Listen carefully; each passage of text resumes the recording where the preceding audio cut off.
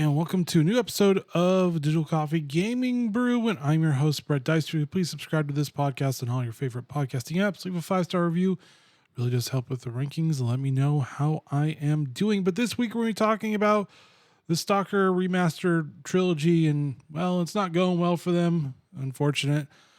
We also got the voice actor of Geralt really trying to tell people how they should feel about The Witcher 4. Agree or disagree, this is his opinion. Randy Pitchford apparently, well, he just keeps on stepping in it. He's the CEO of Gearbox, and he keeps on stepping in it about the price of Borderlands 4, because apparently Borderlands 3 did so well that they needed to double the budget because that makes a better game or sense.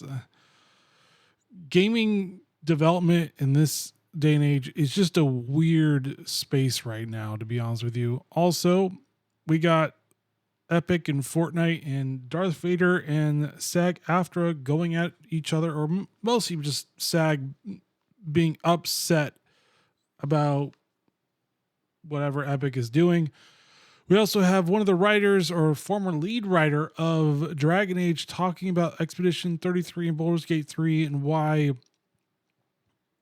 RPGs do have a bigger appeal than what a lot of publishers think they do.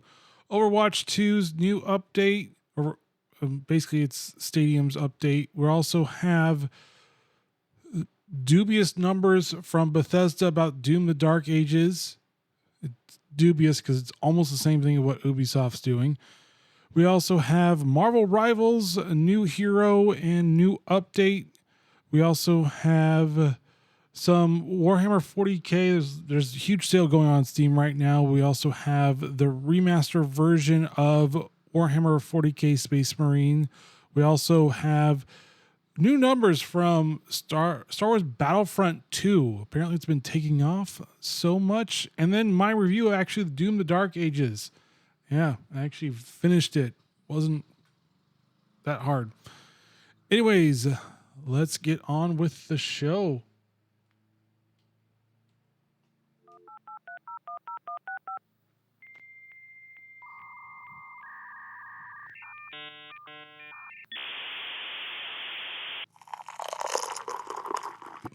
That's good. All right. I hope you're having a fabulous weekend full of playing your favorite games. But first off is GSC Game World released their remastered versions of the original Stalker trilogy, Shadows of Chernobyl, Clear Skies, and Call of Pripyat. I probably totally butchered that. Well, I've played all these games. I didn't really beat them, but I played them, and they were fun. They were very janky, to say the least. Well, they aren't doing very well. They were released on May 20th, I believe, and it is still at a mostly negative review score on Steam. Players have expressed dissatisfaction with removal of the original Russian language, audio track, and various Soviet-era relics from the game, which is odd, but I also understand because they are a Ukrainian publisher, and I'm pretty sure the Ukrainian government has stipulations. Also, specific complaints include the deletion of monument signs outside of Chernobyl that previously read Chazy in the name of, I don't know, there's something that people are upset about. Some players have reported issues with blurry graphics, particularly with using FSR and anti-aliasing features. So it's not going well. I still say that these games are fun, but yeah, unless they fix, I think the blurry thing is the biggest thing. I don't really play the game in Russian language, so I don't really care. The weird removal of Soviet era relics is weird, but given the fact that they are Ukrainian, you kind of understand why they don't really want to put this stuff back in. I'm not saying it's warranted, but that's what you get when you have a war with somebody, or two wars. It's just a mess. All right, moving on to the voice of Geralt from the Witcher the video games, Doug Kokel. He said supports the decision to make Ciri the protagonist of The Witcher 4. Kokel stated that the backlash regarding the choice being woke is stupid, which is not. He emphasized that Ciri is a cool character from The Witcher and that focusing on her is a positive move for the series. Why is it a positive move? I have no idea. He noted that Geralt's story has concluded, particularly after the events of Blood and Wine, so you can go back to like a prequel when he was a new Witcher and do that. I mean, doesn't really make much sense. Here's the thing. I get it, but calling people internet weirdos because they just really don't want any more girl bosses in their game is not the best way of helping the situation. I get it. You may want this to happen, but gaming culture has very much swifted to the right, specifically because it's mostly male dominated, as I've stated several times in a lot of different episodes. So we have kind of gotten sick and tired of, and it's mostly just Marxism and feminism. We put it under the tent of woke, but it's basically two specific things: Marxism and feminism, and they go hand in hand. And we've kind of seen for the past 50 years that feminism has basically just screwed over men. And so we're basically done because we don't really want to see girl bosses anymore because we don't care. Like, it's annoying to us because, and I've kind of gone over this before in previous episodes, but men and women are different. Surprise. And the hero's journey is very male focused because males are being brought up to like basically adapt and control your environment and win and do all that stuff. So like the hero's journey is very male specific. And so it's weird when they try to implement it with females because it just doesn't work. And so when they say internet weirdos, I'm like, you're just talking about regular dudes that just do not want to play this like girl boss thing of like fighting the injustice. And it just doesn't work. It's why people flock to like Doom, or people flock to like things that make sense to them and that are normal. And when you have like, well, woke, it's just stupid. It's not stupid because it's happened. And it keeps on happening. And the gaming industry doesn't really understand it, or refuses to understand it is probably more the thing. They refuse to understand it. And then when culture goes, we're done with this. Every time you do something like this, we're not buying it. They wonder why they're losing so much money. And then they balloon their budgets to chase the quote unquote modern audience, which is basically the same thing as before. The audience hasn't changed. Your perception of the audience has changed. And that's just bad marketing.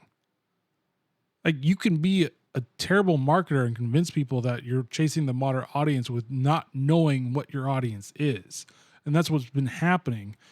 Now, I could say also that marketing has been taken over by more women than men. And so that does not help either, because women do not understand men, as we see on the internet far too many times.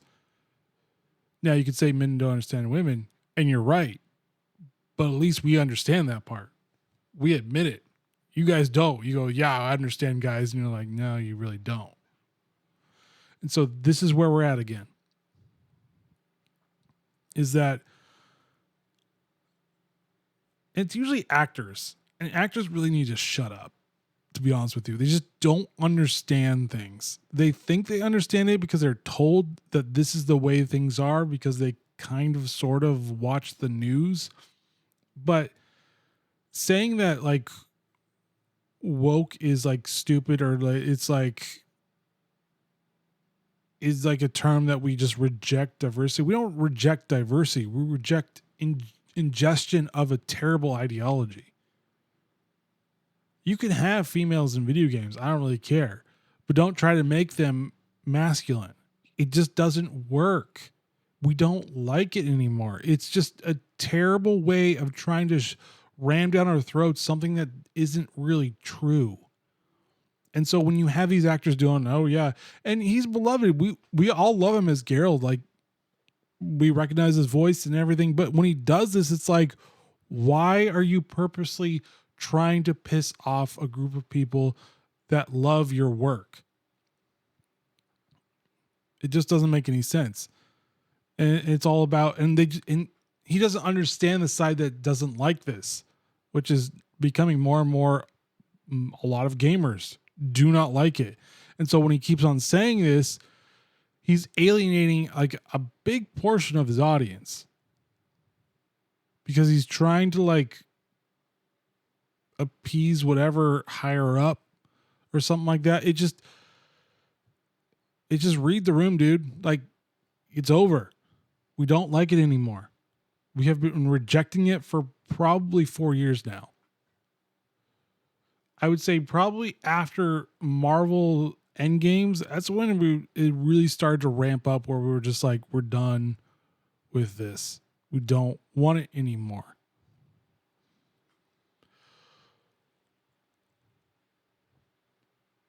But that's where we're at. It's not great. It's not good, but I just wish they would understand that we just want to play games. We just don't care. We just care about things that are fun. And when you implement things that just aren't fun, we just don't like it. Which, speaking of what's not fun, is talking about Randy Pitchford again. Jesus, like, this dude does not know how to shut up. Like, the PR people are like, dude, be quiet. Like, you're not helping the situation. But he basically stated that he does not know the price of the Borderlands 4. He responded on X and regarding the potential price of Borderlands 4, which suggests should not be $80. Yeah, a lot of people are like, why? But then he's like, oh, but if you're a real fan, you pay $80 for it, because when he was younger, he bought an $80 game in 1991, which is really expensive back in 1991. Mind you, the game he's talking about, Starflight, did not sell well. It's kind of a cult classic, but it didn't sell well because it was $80. And in 91, like $20 was expensive back then, because your money went a lot longer. And then when you add on to that, you're like, yeah, $80 for this game in 1991, everybody's like, nah, I'm good.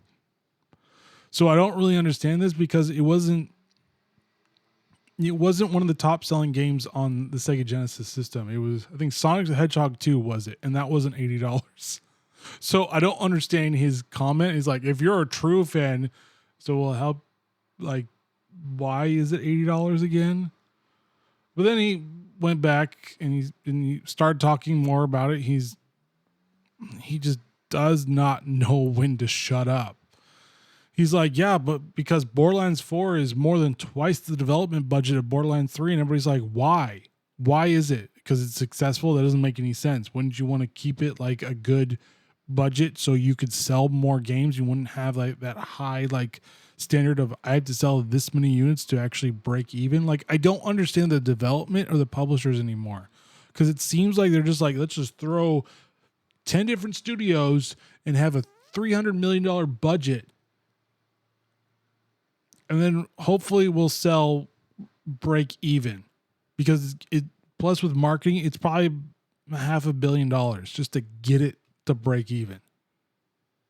And that's my issue with all this. It's like, stop. You can make games with small devs, small units. You don't have to have 15 different huge developers making one game. I mean, I'm looking at Battlefield. I'm looking at Call of Duty. You guys are ballooned so much that you almost lost the point of these games. And this is where we're at. Like, we need to really start going, how to make a successful game, not just throwing money at it, not just throwing more people at it, because then you start losing what made the game special when you have too many people making one game.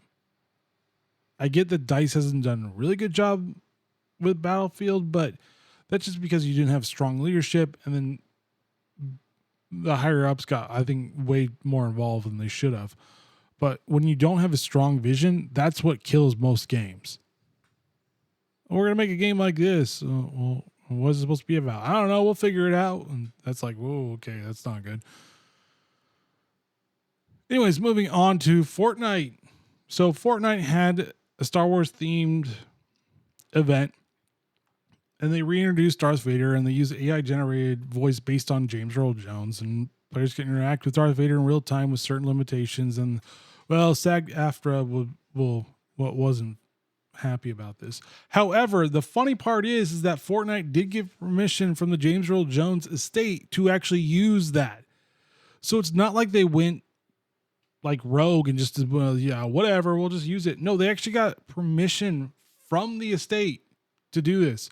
But then SAG's like, no, you didn't talk to us about it. We're supposed to be a part of this. It's like, this is why I hate unions. Because they really do, like, they don't innovate. They really do just, it's kind of like this protection of it, and they will not innovate because because innovation a lot of times means less jobs. And so what they will do specifically is say like, nope. And then you have the people that don't do very well that have to get paid the same as the people that do very well. And so it really does hamper like a competitiveness and trying to be better at your profession.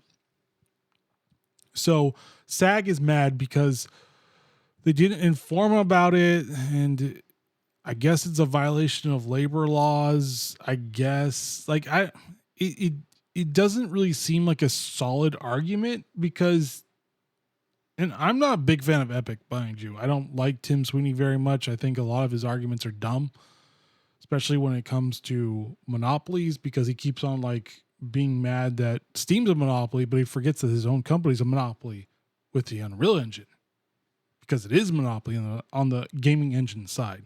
It's like Unreal Engine is the most popular engine. It wasn't like that about 20 years ago because you had ID, and ID Tech 4 was like the most popular game for ID, and then they just didn't do anything, and then Epic took over. Now you have other engines.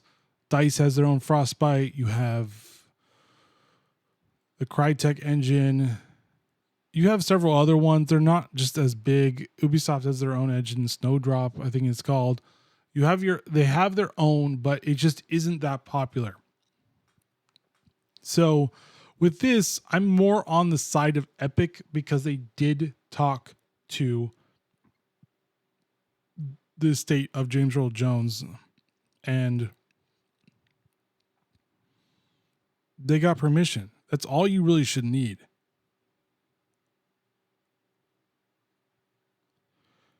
So moving on to the former lead writer for Dragon Age compared Expedition 33 to Baldur's Gate 3, stating that both games serve as love letters to their respective genres and have broader appeal than typically expected.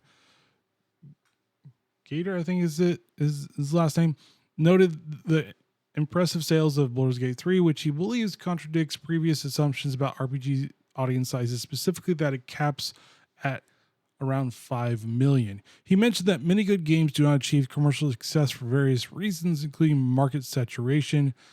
He highlighted that Baldur's Gate 3 benefited from extended early access period, while Expedition 33 faced challenges in getting approval from large publishers like Ubisoft. Both games have received overwhelmingly positive user ratings and are performing well on Steam. Yes, I started finally playing Expedition 33, and it's a great game so far.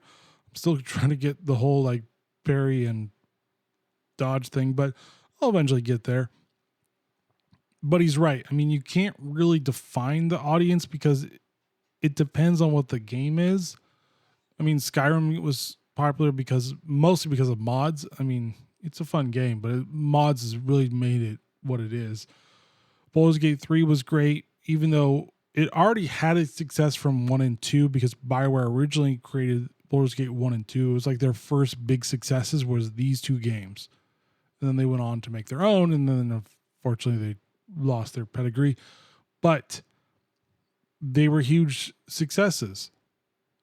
And then you had Baldur's Gate 3, different studio, but still recreated the magic of what Baldur's Gate was, and people loved it. Yes, it was in early access, and people were complaining about early access, but all in all, it was a great game. Expedition 33 brought it back to turn-based style action with some real-time action. I mean, the parry and the dodge is more real-time. So it was a hybrid, but it was still fun because nobody was doing it anymore. Square Enix abandoned that, or Squaresoft. I don't know. They've changed the name so many times.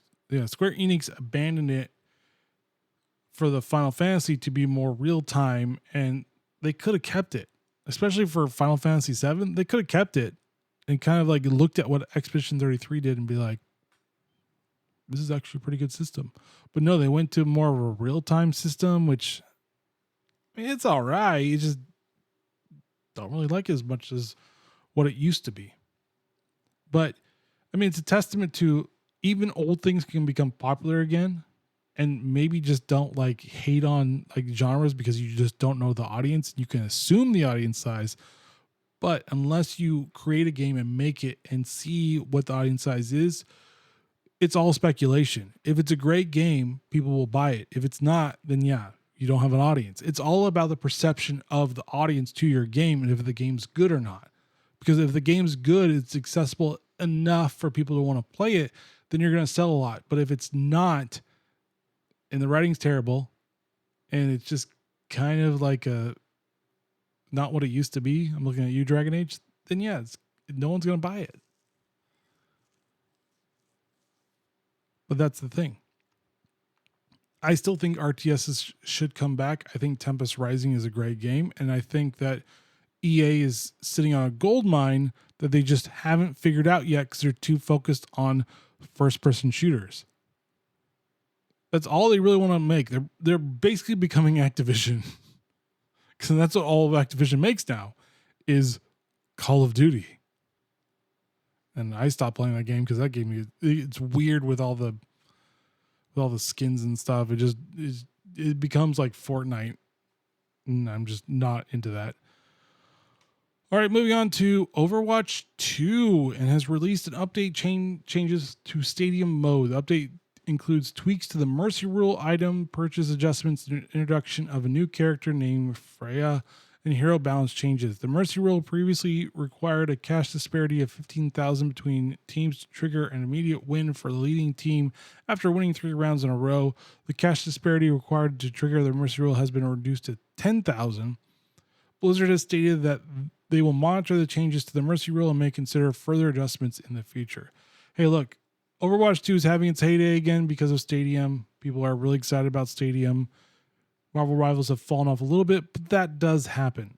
I mean, that's the nature of live service games. They're popular for a time and then they're not. New update comes, everybody plays it, and then they don't. That is the vicious cycle of live service games. Look at Helldivers 2.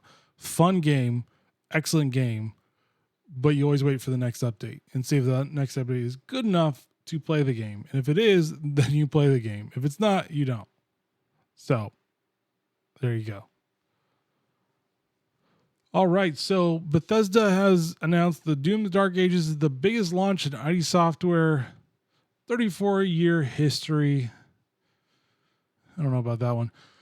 The game reached 3 million players, achieving the milestone 7 times faster than Doom Eternal. Again, it's 3 million players, not units sold. Bethesda did not provide sales numbers or details on development and marketing expenses. Again, not a good sign.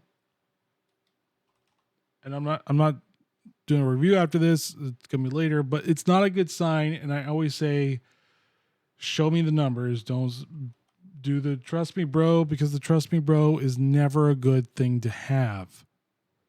I don't want how many players have quote unquote played the game, because I don't know what your metric is on how long they played. Did they boot it up for 10 seconds and decided that I'm good? I mean, what do you want from that? I mean, we can check right now and see how many players are playing this, but I mean, all in all, I've not had a terrible time with this game. It's just annoying that they don't actually give numbers. And it's like, I want numbers. Tell me the numbers. Don't tell me how many players have played it. Right now in game, as we speak, there's about 12,000 players playing it, which is not good. For a new game to come out, it's not good. Because it should be a lot more. But unfortunately, they're using Game Pass numbers to kind of like shore up that. I mean, it's gotten 85% review on Steam, so it's good. I mean, the all-time peak, unfortunately, was only been 31,000, which is not good at all. So, and that's Steam numbers. So that's the only numbers I can actually have. So, I don't think it's looking good for Doom: The Dark Ages. It's unfortunate because it's probably one of the least woke games from like a AAA modern game that we've seen in a while. But we'll see if there's more of an uptick. But I mean, there's over almost close to 15,000 positive reviews and about 2,000 negative reviews. So it's sitting pretty at a pretty good review, but we've seen that before with Assassin's Creed Shadows and Dragon Age, Veilguard. Anyways, we'll see if they actually give numbers, but I it's just marketing speak. When you see them changing from units sold to just players, you're like, ooh, 3 million players. I don't know what that actually means. And it's a vanity metric now. It doesn't mean anything. Because if there's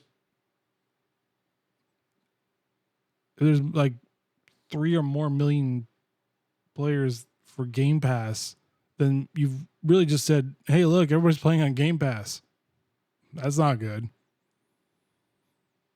Because you really want units sold as well. And if they're not giving you units sold, it means it's not selling very well. Anyways, moving on to NetEase announced details for Marvel Rivals season 2.5, set for May 30th, which is in about 7 days.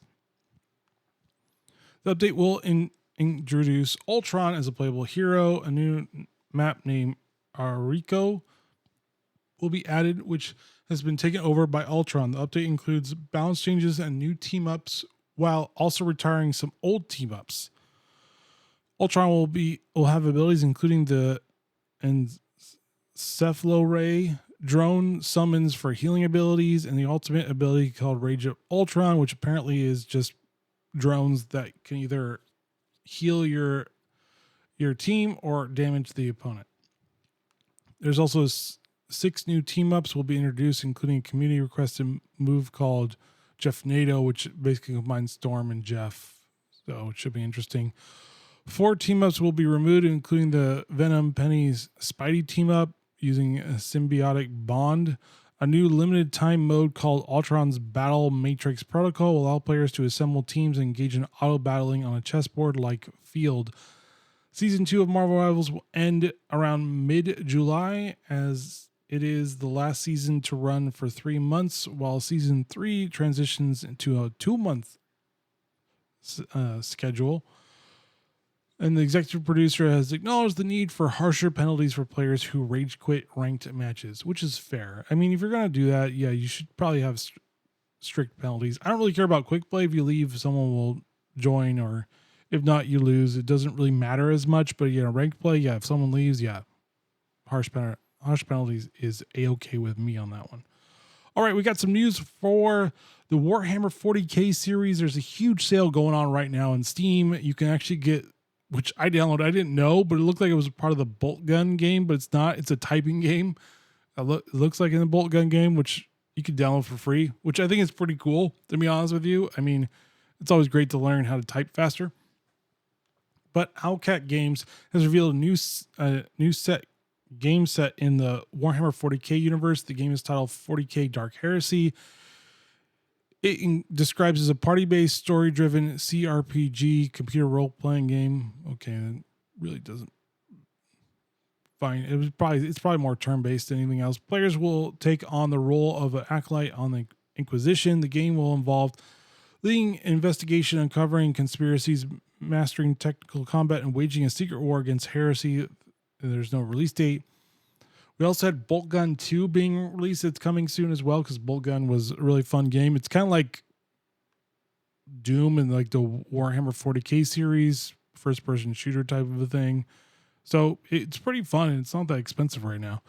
And then Sega and Relic Entertainment announced the release of Warhammer 40k Space Marine Mastercraft Edition. The edition is a remaster of the original Warhammer 40k Space Marine, which was first released in 2011 on the PS3, Xbox 360, and PC. The remaster will be available on PC, Xbox Series X and S on June 10th. There is currently no information on a potential release for the PS5. The game will be available on Xbox Game Pass on its launch day. So sorry, PS5 players, you cannot play it for whatever reason. Not really quite sure why, but the original Space Marine one was great. Relic was the original developer on that one, and then it was transferred over to Saber Interactive. But the first one was a fun game. People loved it. So I'm all for it. They also are remastering the strategy game that Relic made for Warhammer 40k, the original one as well. So look out for that. It should be fun.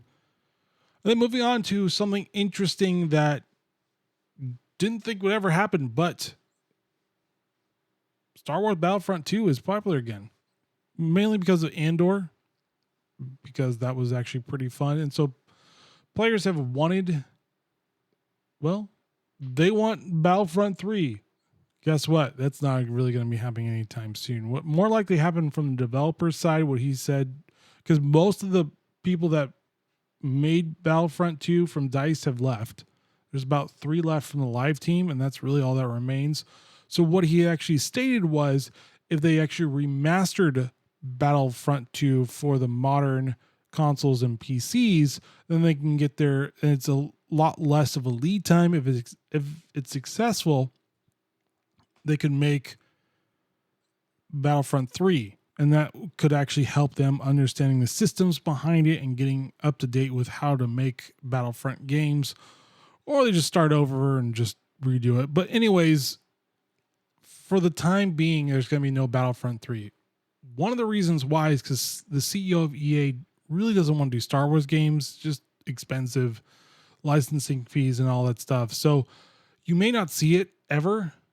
Or if it gets really popular, or if they actually do a remaster, and that sells well, like you said, it could happen. But I would not hold my breath out for this. Now I'm re-downloading it because I'm like, I wonder how popular it is. Because, I mean, I enjoyed Battlefront 2. It was a fun game, but don't expect Battlefront 3 anytime soon. All right, and so I have finished Doom: The Dark Ages, because I'm a fan of Doom, and I actually thought this was going to be a not very woke game, and I was mostly correct. There's very little quote unquote woke in there. I mean, it's a game that still understands what its player audience is, which is mostly men, and so the story is not great. I would not even say it's marginally good. There's a lot of plot holes. There's a lot of issues I had with it. I really don't understand why. Like, the Slayer is already the Slayer, but we don't really understand why. We get kind of like here and there about why he became the Slayer, but there really isn't like enough for me to go, oh, okay, now I get why he did it. The Slayer actually says one word in the game, which is interesting. But for the most part, his helmet is on. They take a helmet off a few times, but for the most part, it's on. Now, the combat is still, it's not as good as 2016, in my opinion, but it's better than Doom Eternal. Sorry, I just don't like the Mario version of Doom very much. I thought it was kind of annoying. We still need to actually finish Doom Eternal. That's how bad it is. But the ground combat with the shield, I think that shield was a good addition. I actually do think the shield kind of brings in a lot of interesting things you could do with it, like blocking, like stunning big characters as long as they don't have armor, or just killing a bunch of them, kind of like Captain America, but a little bit more bloody style. Weapons are interesting. You got like a nail gun, and there's like variations of it. There's not a lot of guns, but there's enough to kind of like vary it. You also have the introduction of melee weapons, and you also have your fists. You also have the mace, and then kind of like a flail as well. And then your shield there's upgrades to all of this, but your shield has like specific upgrades where additional ones to like electrify enemies. There's an auto turret part of it. There's like different types of things you could do with it. So there's replayability with it. But the dragon flight one is pretty fleshed out. It's pretty interesting to play. It's still not as good as the ground combat, and the mech one was probably the weakest out of all of them. So that was kind of easy and not as fun to play, but luckily the mech combat, it's not most of the game, or I would kind of not really be enjoying it. So that's great. Now it runs really well on my PC. I have a AMD Ryzen 7900X. I have a NVIDIA 3090. So I'm 2 generations behind right now. I also have 64 gigs of RAM. So it ran really well. I did not run into any bugs while playing the game. However, I did run into some weird bugs. For example, every time I boot it up, I technically have 3 monitors, but the Elgato prompter is kind of a monitor, but it would switch and I would have to switch back when I booted it up, which is weird. And then when I first was trying to get into it, it would not load at all. It would crash every single time. So if you're running into this and you have a Ryzen CPU, disable the APU or the graphics driver within your CPU and it will run fine. That's what I had to search this out. I had to figure it out, but apparently it was trying to run through that one and not my actual NVIDIA card. And so it would never run. And it drove me nuts. So that wasn't good. But it seemed really well optimized for me. I saw no slowdown whatsoever. And there was a lot of different enemy or demons coming after me. And I had no problems with it. Like I said, there's very little to know, like kind of like wokeness in it. It still very much is Doom Guy, and he is the central part of the story. Yes, there is a woman in there. Yeah, she's kind of part of the story. She kind of helps you out, but without she would not know that she was what she was or anything like that. Without you, the human race would die. Without you, the demons would win. Like, this is very like the Slayer is the central part of the story. So when people say it's woke, they don't understand it. It's not. Now, is it worth the price tag? Probably not. It took me about 15 hours to complete, which is not great for like a $70, $80 game.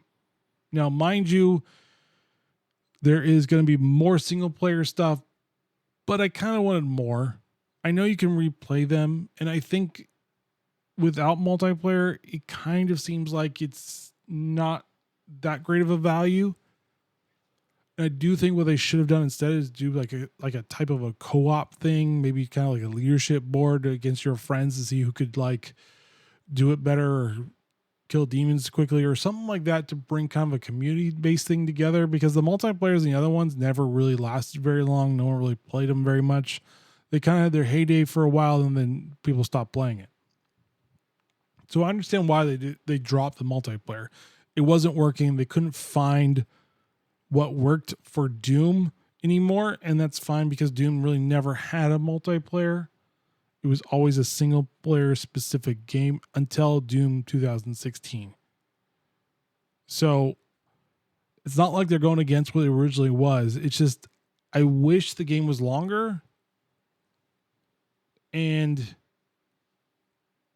wish there was like a co-op portion of it. And I think that would actually have helped with the sales. Maybe they'll add it later. Maybe they won't. I don't really know for sure. But all in all, it's still a fun game. Like, I still had a blast, like throwing my shield, doing stuff, trying to like block at the right times. Like it was fun. People complaining about it, that's fine. I mean, most of the complaints are about the price tag, and that's a fair assessment.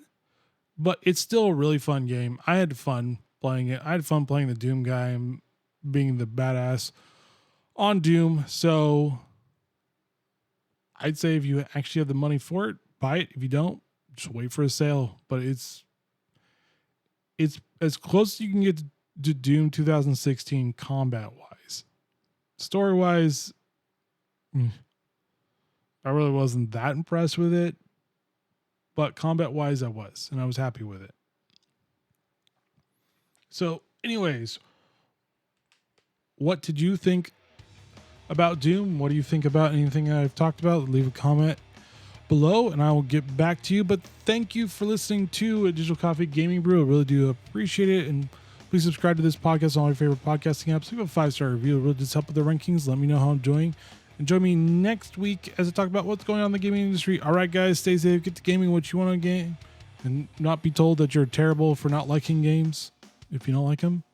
See you next week. Later.